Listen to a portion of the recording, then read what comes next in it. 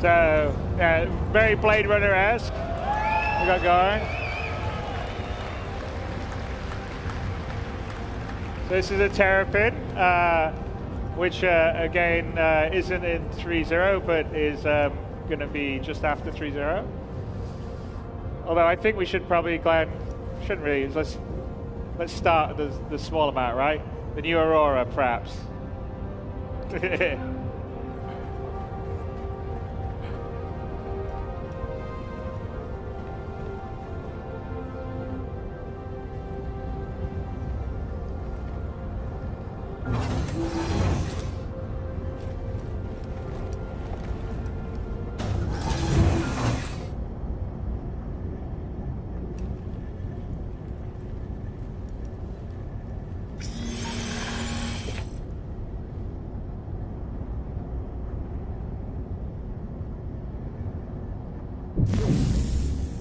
Welcome to Robert Space Industries.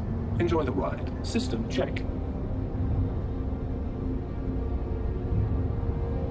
Engines are on. All right, let's take off. Let's go flying.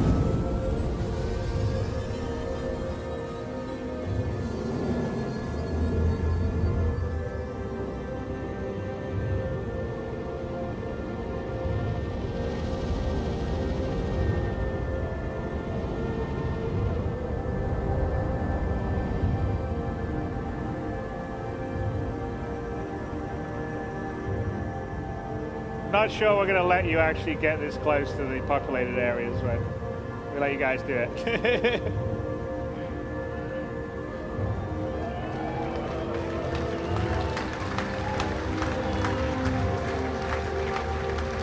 Landing gear free.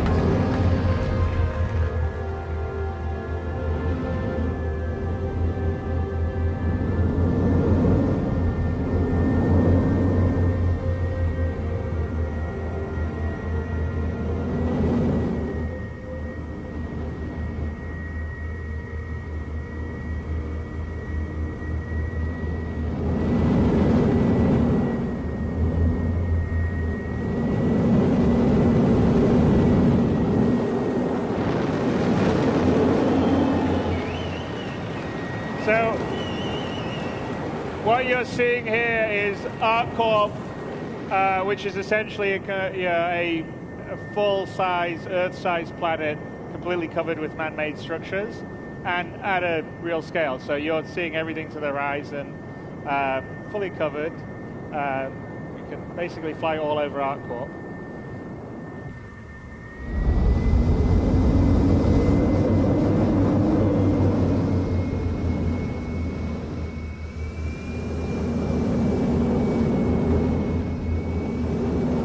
So you can see up in the distance another city club. So that up in the distance is area 17, and we're flying over the suburbs now. So this is pretty much Coruscant.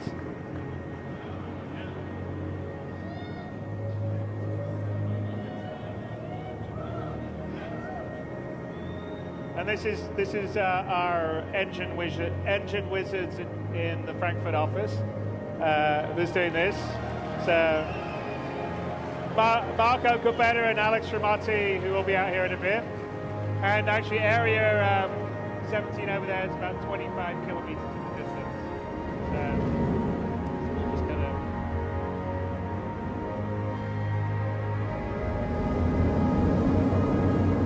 gonna head over to it.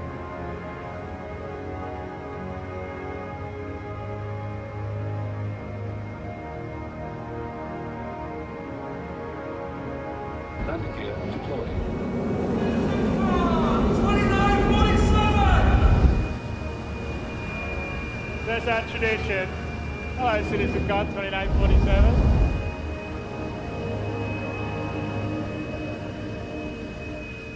Landing gear raised.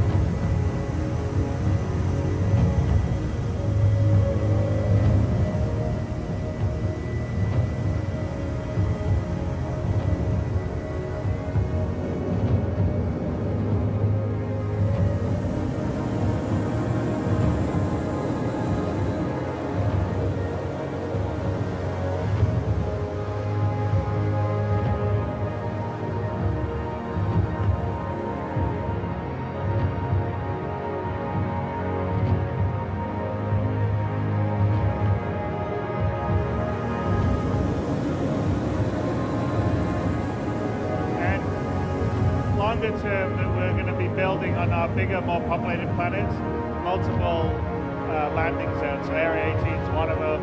Area 17 would be potentially another one. And we'd have quite a few around ArcCorp because it's such a big planet and the detail and the scale that we're going for. We sort of feel like it has to be more than just one landing zone or two landing zones and then nothing else on the rest of the planet. So it has to feel believable at the scale of our universe. And that's always quite a challenge, but some of the technology that we've been building is allowing us to do that, as you can sort of see from the visuals that we're flying around here, where we literally have a planet covered by a city.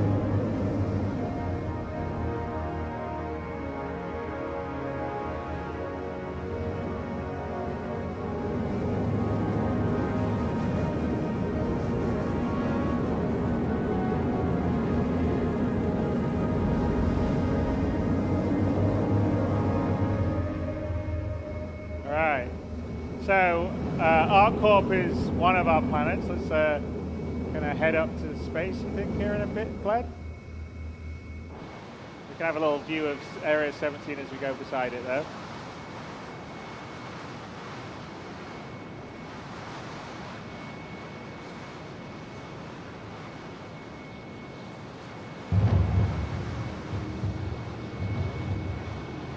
I don't think any other game's quite got this level of scale.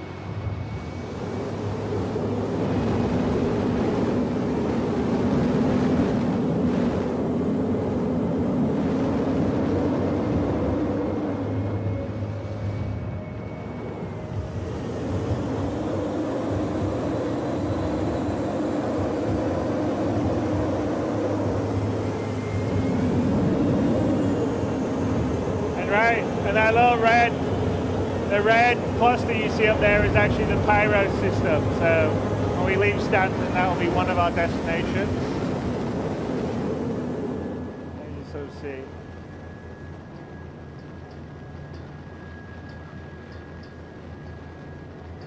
Yeah.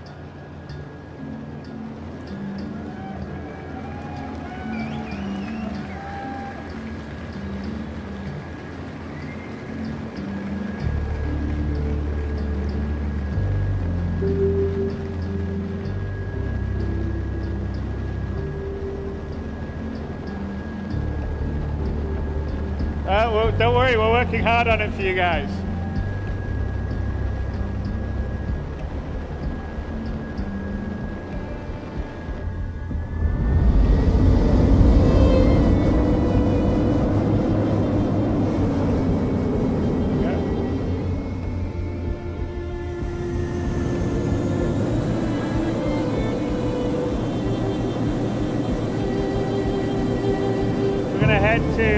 One of the space stations in orbit around ArcCorp. So I think I've mentioned before that most of the big kind of more advanced or settled or industrialized planets will have quite a few space stations in geosynchronous orbit, so that when say someone with a large ship like a Hull C or a D brings in cargo, we go to the space station and then the cargo can be offloaded and brought down to the planet.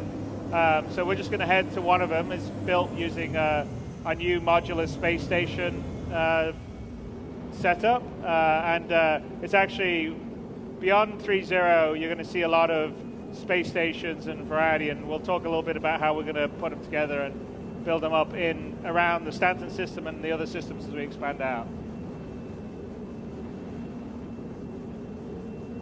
And the key is it's all, we're not low. There's no loading screens or anything. We just flew up from the city. We were down in Area 18, then we were flying around these huge skyscrapers, and now we're just heading up to the orbital space station.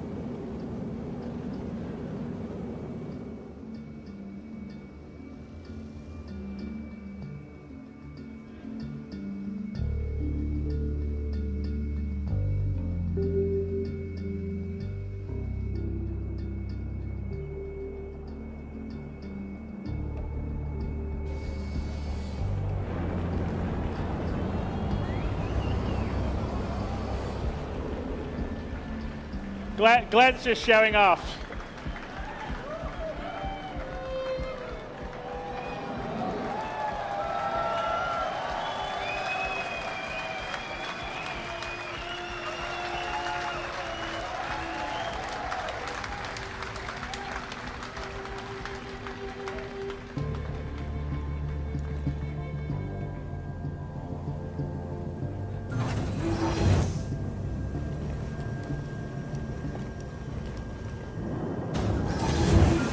And again, this would be, like I said, one of the places where cargo would come in, it would be unloaded, and then there would be NPCs or a player could potentially take smaller amounts down.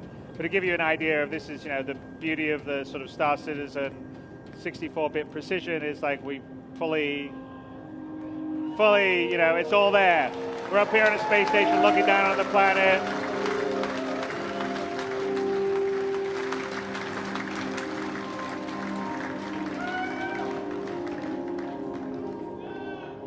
Jump? I don't know, Glenn. Should we jump or not jump? Nah, I don't think so, right?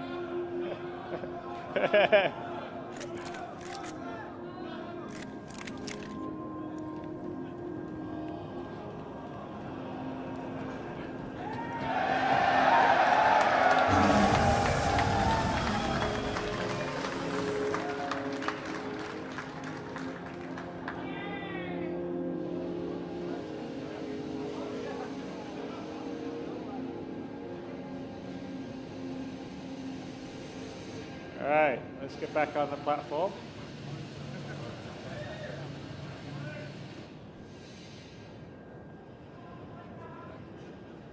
Well, no, his EVA counters the gravity. Plus, gravity is much weaker up here than it's down on the planet. But the gravity is actually properly simulated all the way through, based on your distance from the center of the planet. You want to get up? All right.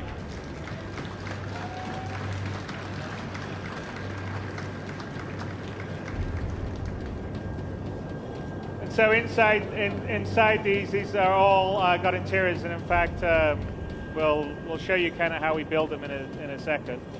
But yeah, just give you the idea of the scale, because this space station didn't look that big from a while ago, and of course, see how big it is now that we're up close.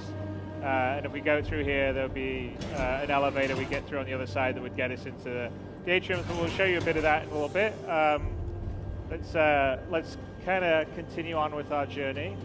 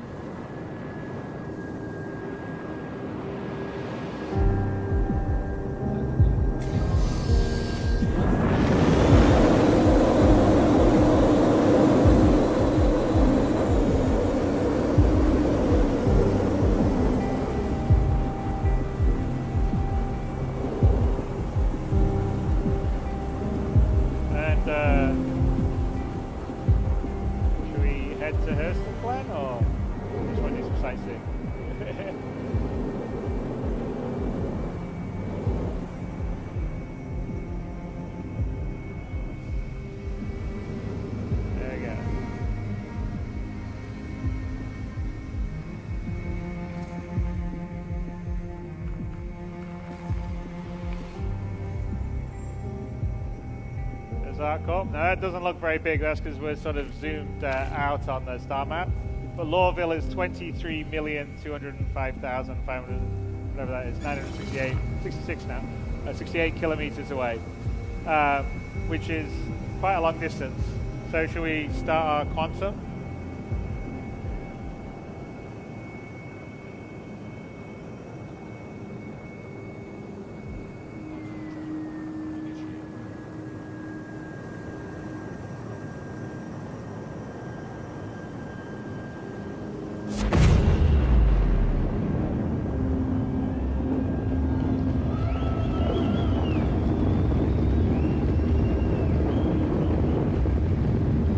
So as you can see, we've upgraded the whole sort of jump effects and everything using the new GPU particle system that's coming in with 3.0.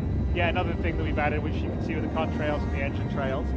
Now, 23 million kilometers, even at 0.2 of the speed of light, takes about 8 minutes. Now, and actually in the gameplay side of things, it probably would actually take you longer for the journey because you'll probably get pulled out of quantum by some other ships, and there'll be we won't probably let you go one jump directly to the other jump because there needs to be some time invested in getting there, like taking cargo or whatever else. But just a pure unaltered, uninterrupted jump's about 8 minutes at our quantum speed.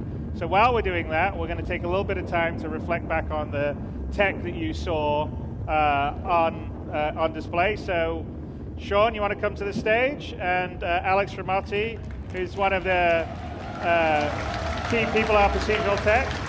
And I'll hand it over to them to sort of talk about how we built some of the stuff you just saw. All right, hi there everyone. So for those that don't know me, my name's Sean Tracy. I'm the tech director of content here at Cloud Imperium Games. And up here on stage with me is one of the bright minds behind some of the content that you saw there in Area 18 and ArcCorp, and behind some of the tools, and his name's Alex Ramotti. He's our lead technical artist at Cloud Imperium Games. So, figured while we're on our way to Hurston that we'd kind of show you a little bit about the tools and basically how we're going to go about filling, hundreds of systems with just as many planets with, meaningful content and things to do for you guys. And the way we're going to do that is through super powerful tools, really talented art teams, really powerful and hyper intelligent engineers. So we're going to have to go picture in picture here for a minute. All right. So go ahead, run the tools. All right, so the first one I want to talk a little bit about is our procedural city generator. So here, it's a top-down sort of tool that we've built for the artists and the designers, and what they basically do, they draw the perimeters of all their districts. Now, I realize it looks a little bit about like Minesweeper or even like a SimCity kind of look, but actually that's a really nice interface to this kind of thing. So you see what he's actually done here is all the T's are little transportation districts, and all the little yellow H's are actually an elevated area. So these are different districts with different properties within them. And it's important that all those districts connect to each other because, of course, if we've got NPCs living there, that's going to be an important point. Then we hit fill the city layout. And this is when all the models and everything starts to get propagated. But I should mention, it's not just models, it's particle effects, it's NPCs, it's shops, it's signs, it's all kinds of different content that really make the game for you. The other important part of it is being able to set, the actual districts. So it's things like commercial, residential, industrial, and you might have heard of these before. And he sets different heights. These ones are suburban areas, or suburb areas. And this is where, the NPCs will live. It'll be different habitation sort of areas. And then we hit Save City Layout, and we've got our city.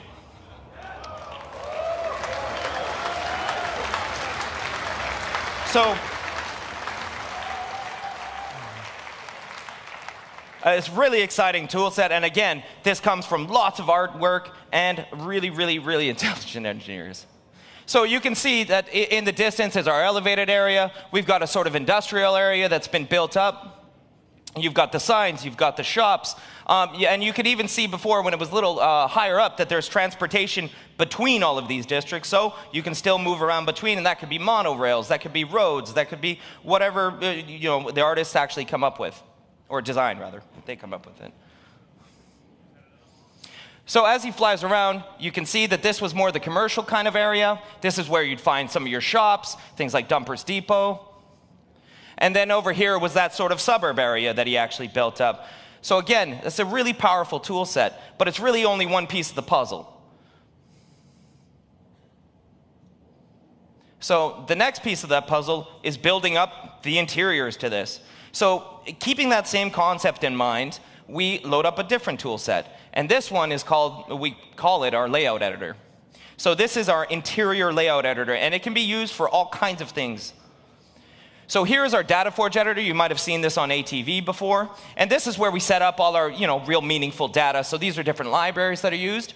But for the artists and designers, what they actually use is a flow graph system. And each of those boxes or nodes are actually rooms. And each of the connections are hallways or doors or elevators and things like this. And you can see that all the rooms are connected in a certain way and in a meaningful gameplay way. So those are elevator shafts. We might have a mission giver room. We might have a treasure room. We might have a pickup room. We might have a secret room. There's all sorts of different properties that go within them. Once we've got that flow graph, we go to our editor, we load that flow graph, then we give it a deterministic seed, and click OK, and the tools go ahead and build that environment for us. So now, an artist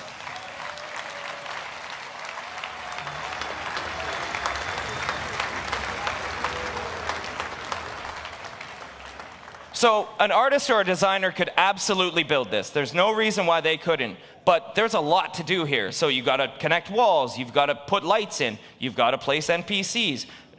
Even some kind of technical things. We've got to place atmosphere areas. We have our room system. We have a power system.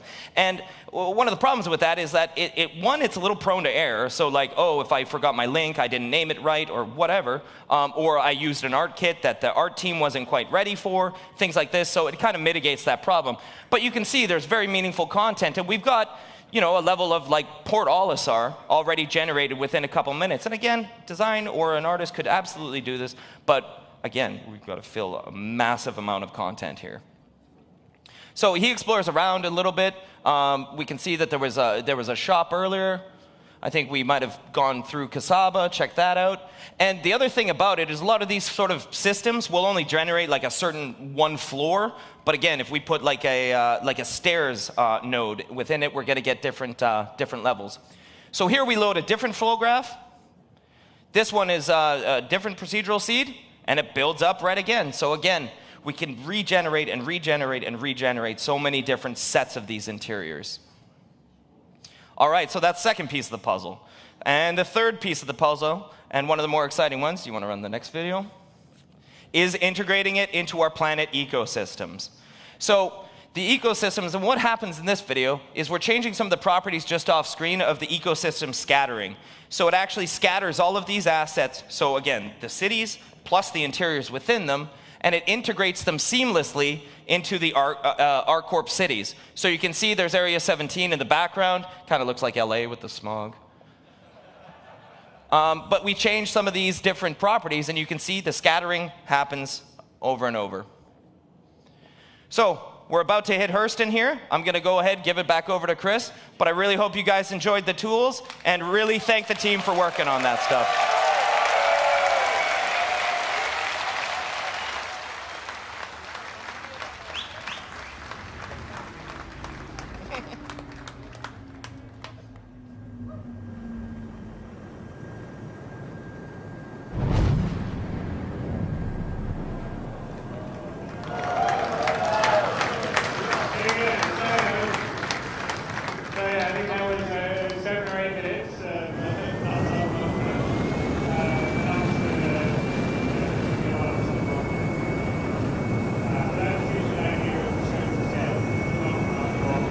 Out, went to a space station, looked down at ArcCorp, then quantum travel, flew through the space. We haven't done any loading. It's all in the same star system. And now we're in orbit, like high orbit actually, well, quite a ways out from Hurston, which is another planet inside the Stanton system. ArcCorp is owned by ArcCorp. In the Stanton system, the UE leased each one of the major Earth-type planets to different corporations. In this case, it's Hurston Dynamics, which primarily is a weapons manufacturer. And Hurston itself is the kind of, it's the sort of planet that is what happens when there is no regulation and there's no environmental protection. So it's probably going to be like China in 100 years or America after the EPA has been dismantled. So let's just head down, and this will be an example of a different style of planet and ecosystem biome. And we're still early days on this because obviously we're still getting 3.0 out views of the environment, and the sort of procedural planet team have been working on ArcCorp and Hurston because they finished all their 3.0 stuff, and we're preparing for the next major release. All this stuff, but there's still a ways to go. So remember, all this is work in progress, and it'll be a lot better and cooler when you actually get your hands on it in the future. So we're just gonna do a short distance quantum travel. So we actually we have two kinds of quantum travel in 3.0 and beyond. One is a long distance one, like the one we went between ArcCorp and Hurston, between major celestial bodies. And then we have short distance quantum travel that allows you to navigate around or circumnavigate large celestial bodies. So like here, we're just going to come much closer up to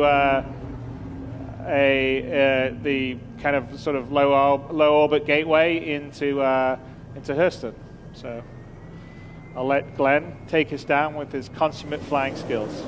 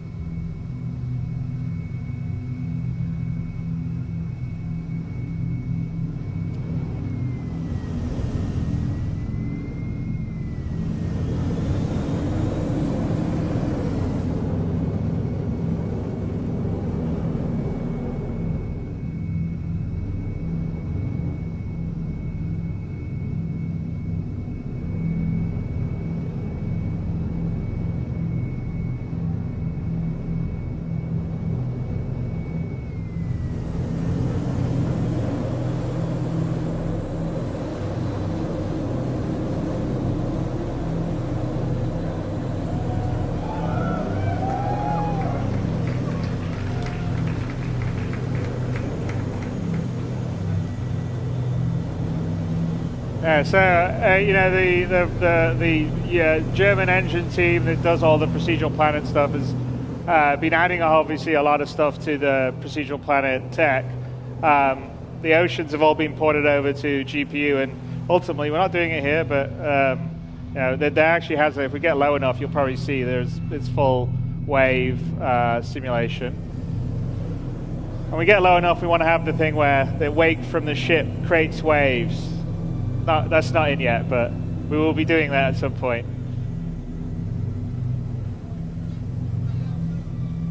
Yes. Well, as you know.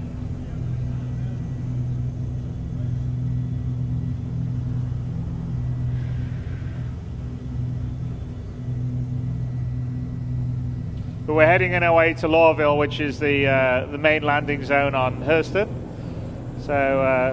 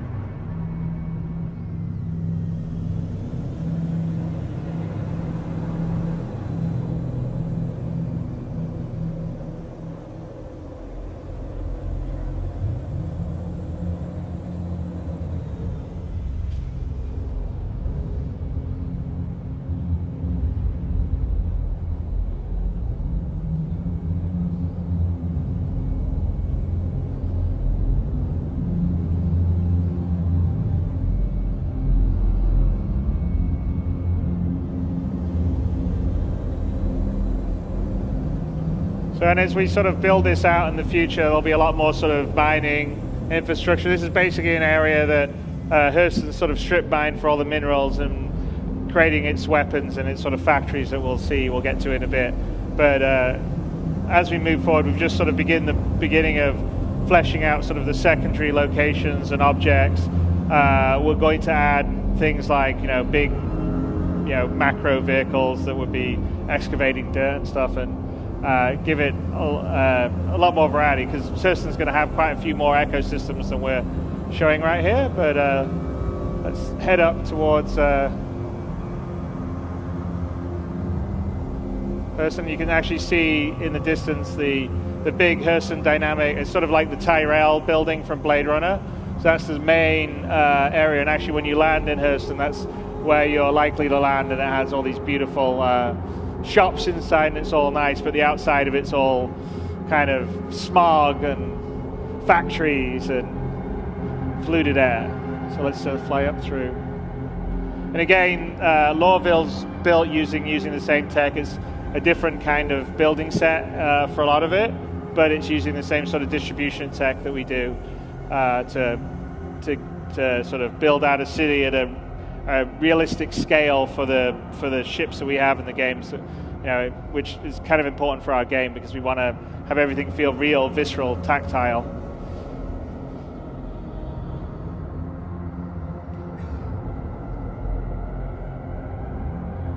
And you can sort of appreciate just the sheer scale of these planets, because off in the distance Hurston didn't look very big, and now we're flying through it, and it's these are pretty tall, big buildings.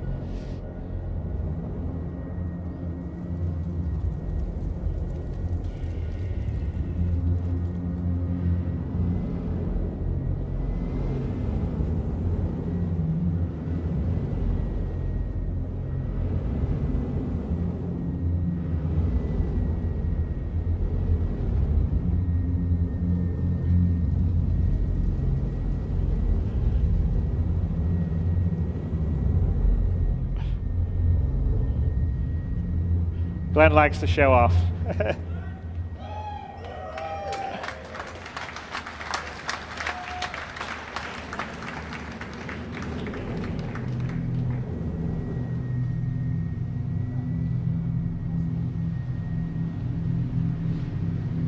So let's sort of head to the outskirts outside the city, because we want to sort of give you a sense of kind of what it's like in the ecosystems outside, and then also the sense of scale that you get, because when you're flying around, you're moving pretty fast. I mean, we're flying at a pretty fair clip relatively. I don't think they'd like you flying around say Frankfurt at this speed, just above it, but to give you the sense of being able to fly over a planet and then get down on the ground, it's all seamless, and also all the details. So we'll just go out here beyond the main city areas and find a landing spot. Landing gear deployed.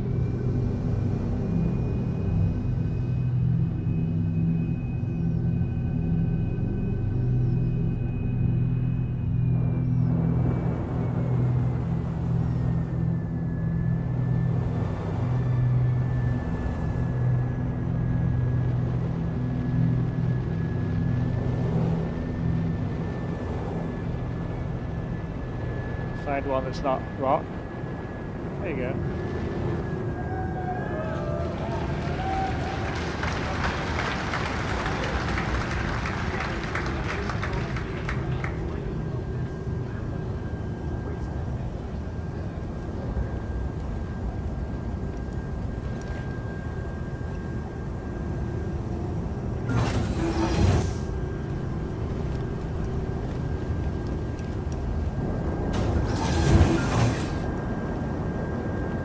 So here we are, we're down on the ground, and actually you can sort of see the large structures off in the distance, which maybe didn't look so big when we're flying over them, but really actually are quite massive.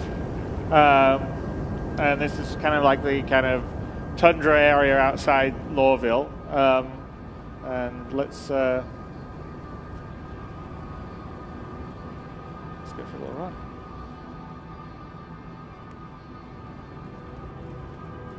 And again, this is sort of what our goal is to try to kind of deliver the kind of, on foot, first person, crisis level of detail for the environments that you're in, but, doing a lot of it procedurally and, on a planetary scale. So it's quite challenging, but I'm, very confident that we're going to deliver all that goal. And, the team we have doing it, who, a lot of them were here giving a talk earlier, are incredibly talented. And I'm pretty excited by the potential. I mean, we've got a lot to go in terms of building further ecosystems, also creating fauna for planets. So there's a sense of wildlife. Some could be hostile, some could be passive. But we essentially want to make these planets living places that feel visceral, that have their own identity. When you go to ArcCorp or you go to Hurston, they feel totally different. They match with the sort of story and the history and the lore. And they feel tactile. They feel like a place that you could visit, a place that you could go and tell stories of, and take pictures of, or share with your friends. So someone's conveniently left us a knot. So you can use that to get a bit closer into the city.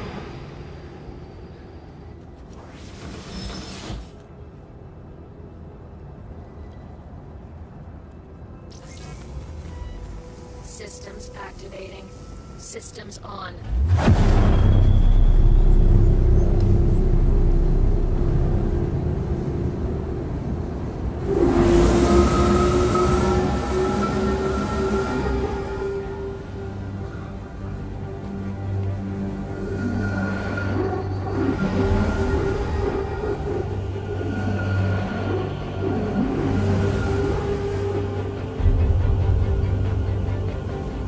You sort of can see the city stuff that seemed quite small as we flew over it. We're down on the ground and it's pretty huge. Oh, all right, let's see if...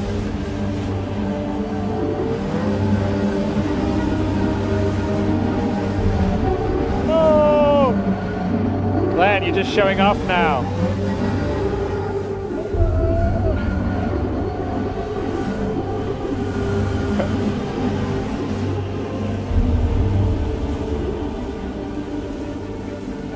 See, it's just a show off, Glenn.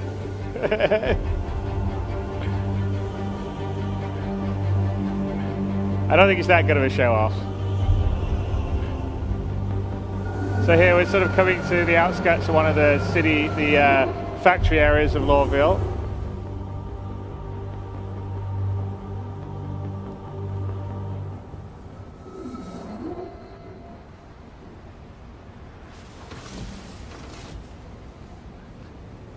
Right.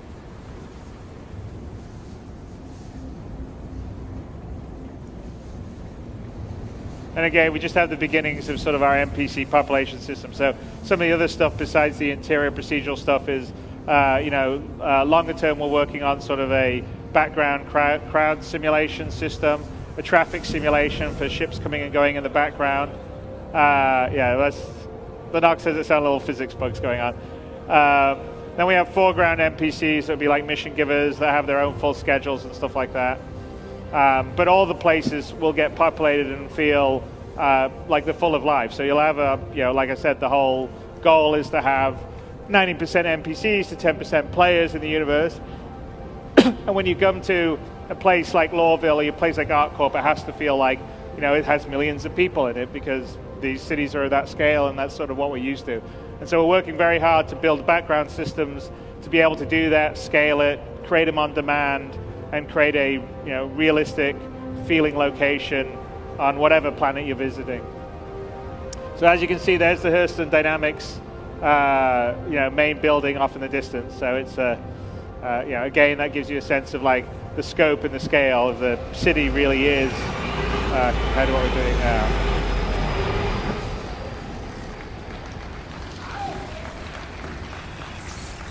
And as I said, one of the things we're working on is fauna. So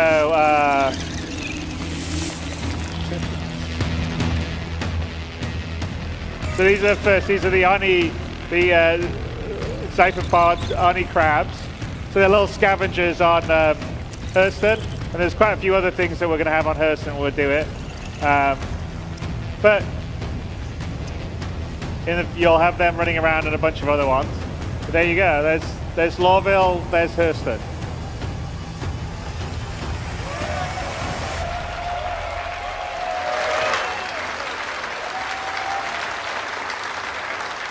So that's the sort of preview of where we're going, and you can see the amount of attention to detail and the amount of love and hard work that's going in from the team to do that, because we really want to build out the universe of Star Citizen to the level that matches the vision of us and you guys, plus all the amazing concept art that everyone's done. So we,